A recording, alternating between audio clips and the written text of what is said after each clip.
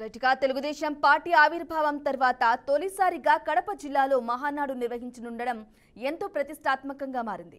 ఈ మహానాడు ఏర్పాట్లను జిల్లా ఇన్ఛార్జ్ మంత్రి వెంకట గురుమూర్తి ఆధ్వర్యంలో మంత్రుల బృందం పర్యవేక్షిస్తుంది.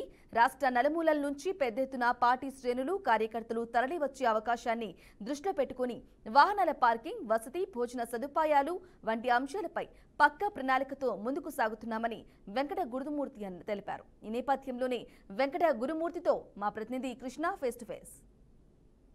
27, 28, 29 జరగబోయే మహానాడు కార్యక్రమానికి అయితే కడప జిల్లాలోని కమలాపురం నియోజకవర్గంలోని పబ్బాపురం గ్రామం వద్ద అయితే దాదాపు 150 ఎకరాల్లో అయితే ఈ యొక్క మహానాడు కార్యక్రమానికి అయితే సర్వం సిద్ధం చేస్తున్నట్లయితే తెలుస్తుంది. అయితే మొత్తానికి చూస్తే ఏదేమైనప్పుడు కూడా మనతో పాటు ఈడిగా కార్పొరేషన్ చైర్మన్ గురుమూర్తి గారు మనతో పాటు ఉన్నారు. సార్ అడిగి మరిన్ని విషయాలు తెలుసుకుందాం. సార్ చెప్పండి, ఇప్పటికే ఏర్పాట్లు కావచ్చు, అదేవిధంగా వచ్చిన వీఐపీలకు కానీ ఎలాంటి కార్యాచరణ చేపడుతున్నారు?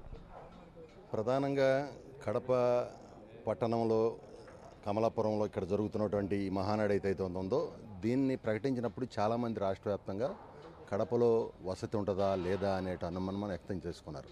కానీ మేము నారా చంద్రబాబు నాయుడు గారు, మా లోకేష్ గారి యొక్క ఆదేశాల మేరకు మేము 15 రోజుల క్రితం వచ్చి ఇక్కడ ఏమేమి అకామిడేషన్ కార్యకర్తలకు ఏం పెట్టాలి, నాయకులకు ఏం పెట్టాలని చెప్పి మొత్తం చూసినప్పుడు చాలా గతంలో పోల్చుకుంటే కడపలో బ్రహ్మాండమైన అకామిడేషన్ ఉంది. ఎందుకంటే ఇక్కడ కడప పట్టణానికి చుట్టూతో ఉన్నటువంటి రాజంపేట కానీ, రాయచోటి కానీ, రైల్వే కొడూరు కానీ, ఇటు బద్వేలు కానీ, ఇటు పులివెందులు కానీ, పొద్దుటూరు కానీ, జమ్మలమడుగు కానీ ఇవన్నీ కూడా సరౌండింగ్ గంటన్నరలో ఇక్కడికి రాగలుగుతాం.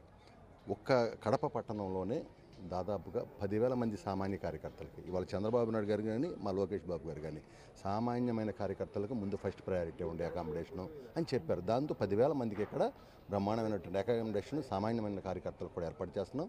వీరితో పాటు ఇక్కడ పట్టణంలో దాదాపుగా ఒక 300 రూములు, అదేవిధంగా సరౌండింగ్స్లో దాదాపుగా 1000 రూములు ఇస్తున్నాం, 1000 రూపాయలు ఇస్తున్నాం.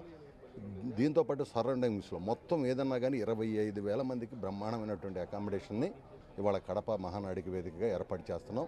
ఎవ్వరు కూడా అధైర్యపడాల్సినటువంటి పని లేదు. ఎవరు ఎంతమంది వచ్చినా కూడా అకామిడేషన్ చేయడానికి మేము సిద్ధంగా ఉన్నామని తెలియజేస్తున్నాం. రేపు మా ఈ యొక్క అకామిడేషన్ కమిటీ చైర్మన్ అచ్చెన్నాయుడు గారు, అదేవిధంగా మంత్రి సవితమ్మ గారు, అదేవిధంగా ఇక్కడ శ్రీనివాసరెడ్డి గారు, వీరితో పాటు ఈ నియోజకవర్గంలో ఉన్నటువంటి శాసనసభ్యులు అందరూ, ఉమ్మడి జిల్లాలో ఉన్నటువంటి శాసనసభ్యులు, ఈ రోజున నేను అదేవిధంగా మా మిత్రులు దామచర్ల సత్య గారు ఇక్కడ ప్రత్యక్షంగా ఇక్కడ ఉండి దాదాపుగా వారం నుంచి పర్యవేక్షణ చేస్తూ ఉన్నాం. ఎవరికి బెడ్లు కావాలి, ఎవరికి టాయిలెట్స్ కావాలి, ఎవరికి కూడా అసౌకర్యం లేకుండా చేయాలనే ఉద్దేశంతో ఇక్కడ పనిచేస్తున్నాం. కాబట్టి మహానాడుకు వచ్చే ప్రతినిధులు ఇన్ని వేల మంది వచ్చినా కూడా కడప పట్టణం సిద్ధంగా ఉంది, సరౌండింగ్ సిద్ధంగా ఉంది. సార్, మరొక విషయం ఏమిటంటే ఇప్పటికే మనం చూస్తున్నాము కడప జిల్లాలోని జమ్మలమడుగు ప్రాంతం వద్ద ఉన్నటువంటి స్టీల్ ప్లాంట్ ఏదైతే ఉందో దాదాపు వేలాది మందికి ఉపాధి కల్పించే విధంగా అయితే స్టీల్ ప్లాంట్ కూడా నిర్మాణించే దిశగా అయితే గతంలో శిలాఫలకం కూడా అక్కడ వేయడం జరిగింది. అయితే ఎవరొచ్చినా కూడా శిలాఫలకాలకే అయితే అది ఉందని అనుకోవచ్చు. అయితే ఇప్పుడు ఈ యొక్క ఏదైతే స్టీల్ ప్లాంట్ సంబంధించి ఉందో ఇది సీఎం గారి దృష్టికి తీసుకెళ్లే విధంగా అయితే మీరు ఏదన్నా కార్యాచరణ చేపట్టే విధంగా చూస్తున్నారా? సీఎం గారి దృష్టికి ఎవరు తీసుకెళ్ళాం అసలు, ఆయన దృష్టిలో ఎప్పుడు ఉంటుంది. ఎందుకంటే ఆయన కన్నా ఈ ప్రాంతం మీద అవగాహన ఉన్నటువంటి వ్యక్తులు ఎవరు ఉన్నారు చెప్పండి. ఆయన ప్రతి సందర్భంలో కూడా ఖచ్చితంగా ఆయన మనసులో ఉంది. ఈ మధ్యన మీటింగ్లో కూడా ఖచ్చితంగా స్టీల్ ఫ్యాక్టరీ ప్లాంట్ ఏదైతే ఉందో దాన్ని మనం చేయాలి, అది మన హయాంలో జరగాలి. ఇవాళ చూడండి, ఆయన అమరావతి కావచ్చు, పోలవరం కావచ్చు, వీళ్ళ పరిశ్రమలు కావచ్చు, అదేవిధంగా రోడ్లు కావచ్చు, ఒక క్రమ పద్ధతులు చేస్తూ ఉన్నారు. ఆ రోజు కూడా ఈ రాష్ట్రం విడిపోయినప్పుడు ఇక్కడికి వచ్చినటువంటి 12 రకాల సంస్థలను కూడా అన్ని జిల్లాలకు ఇచ్చారు, ఒక చోట పెట్టకుండా.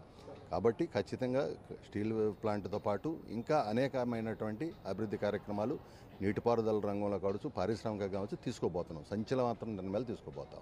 Thank you so much sir. అయితే మొత్తానికి ఈ నెల 27, 28 జరగబోయే మహానాడు కార్యక్రమం ఏదైతే ఉందో కడప జిల్లాలో అత్యధిక వైభవంగా నిర్వహించే కార్యక్రమం అయితే అనుకోవచ్చు. అయితే ఈ నేపథ్యంలో చూస్తే దాదాపు 5 లక్షల మంది కూడా ఈ యొక్క మహానాడు కార్యక్రమానికి పాల్గొనే అవకాశం కూడా ఉందని ఈడిగా కార్పొరేషన్ చైర్మన్ గురుమూర్తి కూడా చెప్పడం జరిగింది. అయితే మొత్తానికి ఏది ఏమైనప్పుడు కూడా ఈ యొక్క మహానాడు కార్యక్రమానికి వచ్చిన వారందరికీ అన్ని వసతులు కూడా ఏర్పాటు చేసే విధంగా అయితే చర్యలు కూడా చేపట్టామని కూడా అన్నారు. కెమెరామెన్ నరసింహతో కృష్ణ, బీఆర్కే న్యూస్, కడప నుంచి.